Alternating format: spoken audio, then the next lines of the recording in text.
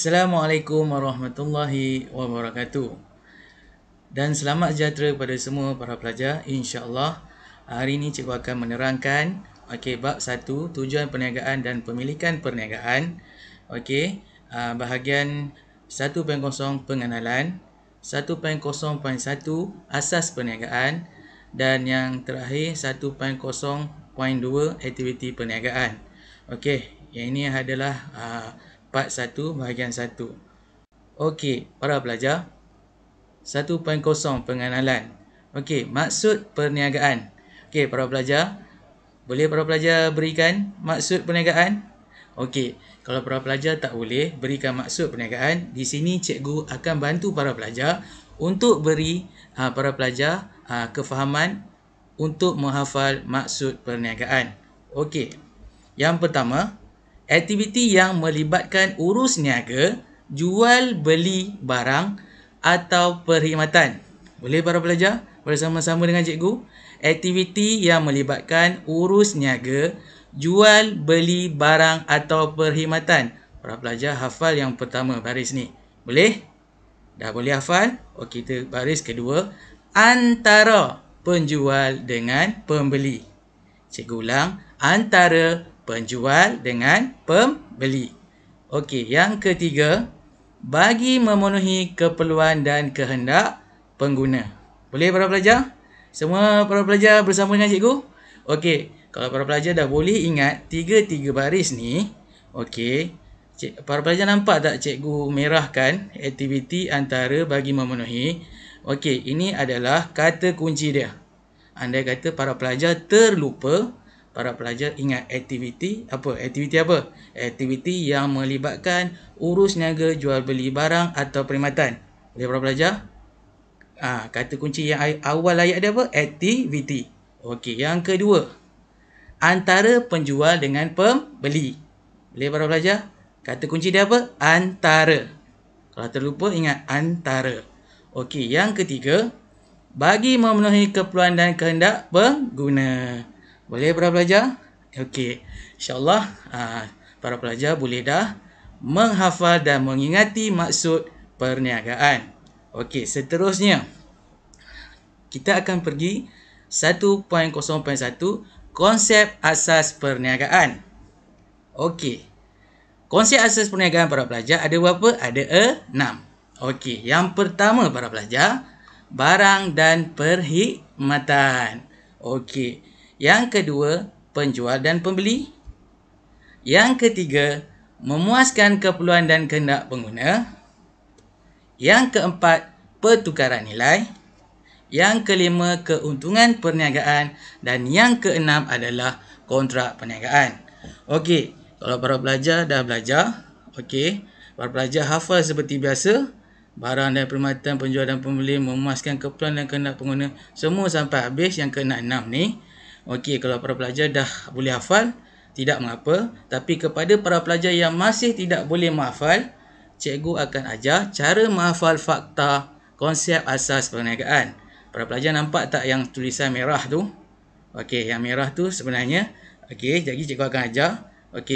Sebenarnya dia dah ada dalam maksud perniagaan yang kita hafal sebentar tadi. Kita tengok slide. Para pelajar lihat yang bawah. Ambil 3 fakta dari maksud. Hanya perlu hafal lagi 3 fakta dari peta iting. Nampak para pelajar? Sekarang cikgu nak tunjuk. Para pelajar hafal penat-penat. Sebenarnya 3 tadi, para pelajar dah hafal dekat dalam maksud perniagaan. Para pelajar lihat rujuk. Rujuk peta iting. Kalau para pelajar nak hafal, dia akan ikut putaran jam bermula daripada barang dan perkhidmatan. Kita lihat. Penjual dan pembeli yang kedua. Yang ketiga, kalau para pelajar lihat dalam buku teks, dia ada sedikit kesilapan. Cikgu perbetulkan, memuaskan keperluan dulu dan kehendak pengguna. Seterusnya pertukaran nilai. Yang keempat, yang kelima, keuntungan perniagaan. Yang terakhir, kontrak perniagaan. Semua ada berapa pelajar? Ada 6. Boleh bersama dengan cikgu? Ikut kitaran ikut kitaran dia. Peta iting. Para pelajar dah hafal sebenarnya yang warna merah ni. Okey, yang nombor 1, 2, 3 ni semua dah ada dalam maksud. Tak percaya boleh lihat apa yang cikgu buktikan di sini. Maksud perniagaan. Para pelajar lihat. Okey, aktiviti yang melibatkan urus niaga jual beli barang atau perkhidmatan. Tadi kita dah hafal kan para pelajar? Sekarang ni cuma para pelajar tukarkan jadi barang dan perkhidmatan. Betul tak para pelajar? Okey, ni yang pertama saya buktikan. Sebenarnya kita dah hafal dah dalam maksud. Okey, yang kedua, penjual dengan pembeli. Betul tak? Okey, yang dua ni, okey, kita tukarkan jadi penjual dan pembeli. Boleh para pelajar? Okey. Yang ketiga, cikgu buktikan, okey, memenuhi keperluan dan kehendak pengguna. Kita hanya tukarkan memuaskan keperluan dan kehendak pengguna. Maksud di sini para pelajar semua, ketiga-tiga ni semua kita dah hafal dah masa dekat maksud. Jadi, kenapa perlu susah? Okey, inilah cara yang paling mudah untuk para pelajar ingat. 3 daripada maksud sudah ada dan sudah para pelajar hafal. Para pelajar sendiri tidak sedar. Okey, sebenarnya para pelajar tinggal 3 je lagi. Pertukaran nilai, keuntungan perniagaan, kontrak perniagaan. Boleh para pelajar? InsyaAllah para pelajar boleh. Kita sambung seterusnya. Okey, cikgu akan terangkan secara lengkap konsep asas perniagaan yang ke-6, 6 konsep asas perniagaan. Ada permintaan pada pelajar untuk cikgu tolong buat nota YouTube secara lengkap. Okey, hari ini cikgu akan bantu anda. Okey, lihat. Barang ialah sesuatu yang mempunyai bentuk fizikal. Dekat sini cikgu dah highlightkan dengan warna. Okey, kali ni slide penyampaian cikgu berwarna-warni, di mana isi-isi penting akan cikgu highlightkan. Okey para pelajar, anda bersama saya. Okey, kita lihat barang. Okey, barang ialah satu yang mempunyai bentuk fizikal. Bentuk fizikal maksudnya bentuk yang boleh kita nampak. Boleh, para pelajar boleh nampak bentuk tu. Itulah barang. Okey, barang merupakan objek yang dapat dilihat. Boleh dilihat, boleh nampak. Okey, boleh nampak objek. Contoh, ni barang. Okey, ni barang. Okey, yang ni, soal tip ni. Tip ni adalah barang. Boleh nampak, boleh disentuh. Boleh dipegang. Boleh. Ini contoh kalau produk. Ini maksudnya ini adalah barang. Maksudnya boleh nampak, boleh dilihat, dia berbentuk fizikal. Boleh para pelajar? Okey, seterusnya. Okey, contoh kalau selain tadi itu, perabot. Perabot boleh nampak kan? Boleh pegang kan? Boleh sentuh kan? Makanan, pakaian semua boleh. Itu adalah barang. Okey. Seterusnya perkhidmatan. Okey, tu contoh ada perabot, cikgu dah tunjuk dah. Okey, perkhidmatan. Perkhidmatan adalah aktiviti yang memberikan faedah kepada pengguna dan peniaga. Okey, apa? Faedah. Okey, perkhidmatan bagi faedah kepada pengguna dan peniaga. Okey, contoh pengangkutan. Okey, insurans dan pelancongan. Okey, ni dalam buku teks lah. Contoh yang ada dalam buku teks yang perkhidmatan. Okey, para pelajar. Contoh yang paling senang. Saya sedang menyampaikan sekarang ni bersama para pelajar semua. Okey, ini adalah perkhidmatan juga. Cikgu Azman sedang menyampaikan ilmu. Saya sedang memberikan perkhidmatan kepada para pelajar. Nampak tak barang? Tak nampak barang. Sebab saya sedang bercakap. Boleh para pelajar? Saya sedang memberikan ilmu. Ini adalah perkhidmatan. Boleh para pelajar? Okey, seterusnya. Para pelajar kena bezakan penjual dan pembeli. Okey, penjual. Penjual ialah individu yang menawarkan barang atau perkhidmatan. Okey, itu penjual. Okey, penjual dia akan tawarkan barang atau perkhidmatan. Okey, contoh dekat sini. Okey, kita lihat gambar ni. Okey, siapakah penjual? Baju merah ke baju kuning para pelajar? Okey, pandai. Okey, makcik yang pakai baju kuning tu adalah cashier. Jadi, dia adalah penjual. Boleh para pelajar? Okey. Seterusnya, pembeli. Pembeli ialah pihak yang memerlukan atau menghendaki barang atau perkhidmatan tersebut. Kita yang nak beli barang kan. Okey, kalau tadi gambar tadi makcik tadi kuning. Kalau gambar tadi ni, pembeli siapa? Ini baju merah. Okey. Contoh yang kedua kalau gambar macam ni. Siapakah pembeli? Okey, pembeli adalah adik ini. Bang, nak beli satu barang bang? Adik ini adalah pembeli. Boleh para pelajar? Penjual dan pembeli. Okey, yang kedua. Okey, yang seterusnya. Memuaskan keperluan dan kehendak pengguna. Okey, keperluan dan kehendak. Para pelajar perlu tahu apa beza keperluan dan kehendak. Okey. Keperluan ialah sesuatu yang diperlukan oleh manusia untuk meneruskan kehidupan. Tak ada keperluan ni, maksudnya kita tak boleh hidup. Maksudnya sangat-sangat penting. Okey, apa yang sangat-sangat penting sangat tu? Keperluan adalah terhad dan mudah dipuaskan serta sama bagi semua individu. Tak kira orang kaya ke apa, dia perlukan keperluan ni. Apa keperluan tu? Makanan, minuman. Boleh para pelajar? Contoh makanan, nasi lemak, makanan nasi dan sebagainya. Kita semua perlukan.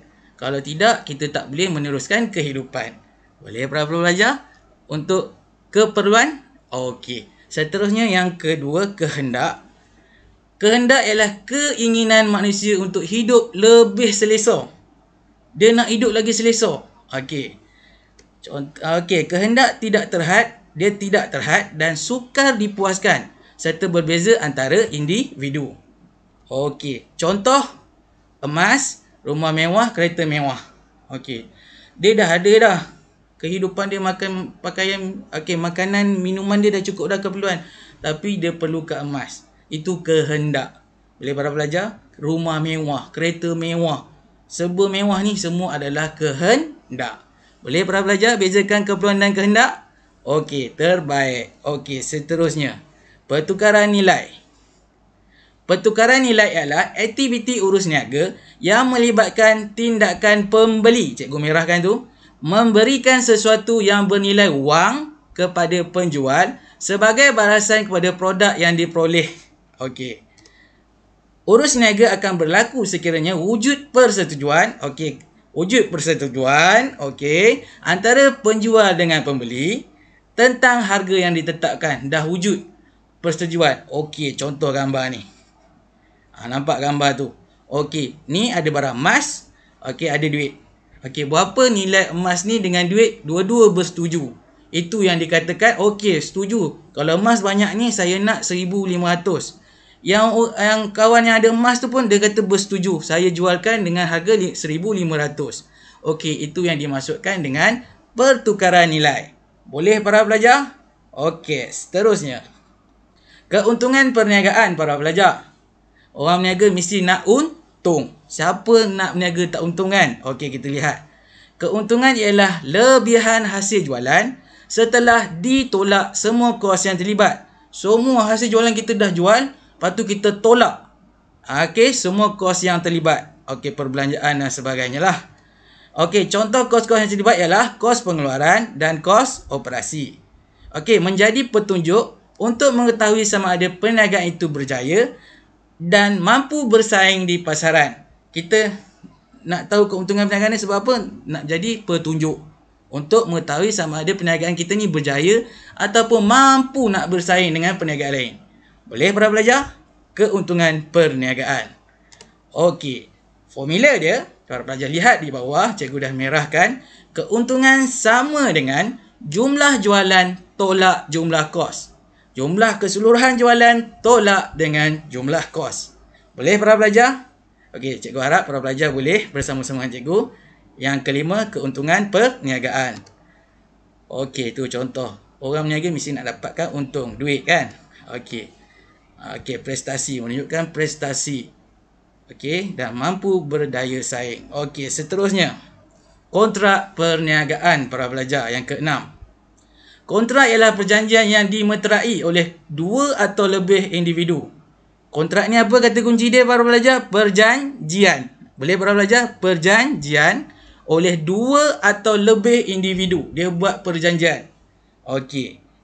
Pihak-pihak tersebut akan terikat secara sah kepada perjanjian yang telah dipersetujui. Kontrak dikuatkuasakan melalui Akta Kontrak 1950. Boleh para pelajar? Okey. Seterusnya, contoh kontrak ialah kontrak jual beli barang dan sewa beli. Okey, contoh. Nampak tak gambar tu? Okey. Kerja perjanjian dah dimeterai, dipersetujui lah. Dimeterai tu maksudnya dah dipersetujui lah antara dua atau lebih individu. Nampak tak gambar tu? Dan serta dah tanda tangan dokumen dan sebagainya. Itu dinamakan kontrak perniagaan. Boleh para pelajar? Anda bersama saya. Kontrak perniagaan yang keenam. Okey, seterusnya konsep asas perniagaan semua dah selesai, semua ada 6. Cikgu harap yang tadi cikgu terangkan para pelajar dah hafal dan dah ingat.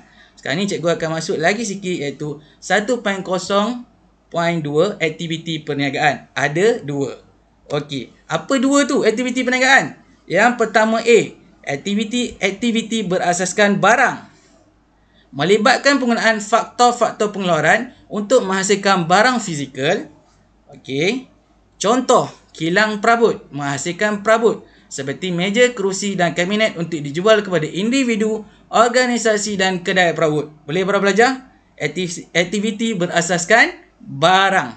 Okey, yang pertama, aktiviti berasaskan barang. Contoh, kilang perabot seperti dalam buku teks. Saya pakai seperti dalam buku teks. Okey, gambar. Okey, nampak? Aktiviti berasaskan barang. Boleh para pelajar? Yang kedua, aktiviti berasaskan perkhidmatan. Melibatkan penawaran barang tidak nyata yang dapat memberikan keselesaan dan kecekapan kepada pengguna. Okey, contoh pendidikan. Sama macam saya cakap tadi, yang daripada awal tadi slide pun ada kita sentuh perkhidmatan. Sekarang ni cikgu sentuh balik aktiviti berasaskan perkhidmatan. Contoh sama seperti saya, pendidikan. Okey, saya memberikan perkhidmatan kepada anda dalam pendidikan, memberi ilmu. Okey, pendidikan merupakan aktiviti perkhidmatan yang menawarkan pembangunan sosial insan dari aspek mental dan fizikal. Perkhidmatan ini melibatkan sektor awam dan sektor swasta. Boleh para pelajar? Aktiviti perniagaan terbagi kepada 2. Aktiviti berasaskan barang, aktiviti berasaskan perkhidmatan. Boleh para pelajar? Okey. InsyaAllah itu gambar contoh cikgu tunjuk. Okey. Aktiviti berasaskan perkhidmatan, pendidikan. Okey, sampai di sini saja. Kita berjumpa di video part 2. Okey, jaga diri.